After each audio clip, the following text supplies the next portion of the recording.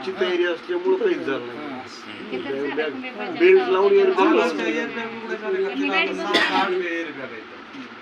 महागायला 2 राहिले तर उघडायचे बहुतेक उघडले असले तर त्या गाडीच्या दबावात कळत नाही पुढल्या उघडले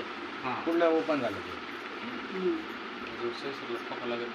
गाडीनं माझ्या माहितीनं कमीत कमी 2 पलटा खाल्ला असावा. नाही पलटी कशी झाली पलटी सिंगल पलटी झालेली गाडी हे लाईनर एक साईडचं सुटलं नाही ना गाडी ओढायली चालली दिसायली पण आता त्याला पर्याय नाही ह्याला जाण करण्यावर असतो तो डबल ब्रेक करतो डबल जर पांडल मारतो ना तोच फ्री होती तर गाडी जागेवर फ्री होऊन जागेवरच थांबते गाडी डबल ब्रेकला आता मी चालवली स्वतः कित्येक वेळाला ह्या गाडीचं कसं पहिला ब्रेक करून डबल ब्रेक केला की 100% जागेवरच गाडी कव्हर होती वाव सुद्धा जात नाही पुढे पहिल्या ब्रेकला जी दाबून धरली सोडली नाही डबल पॅन्डलची पद्धत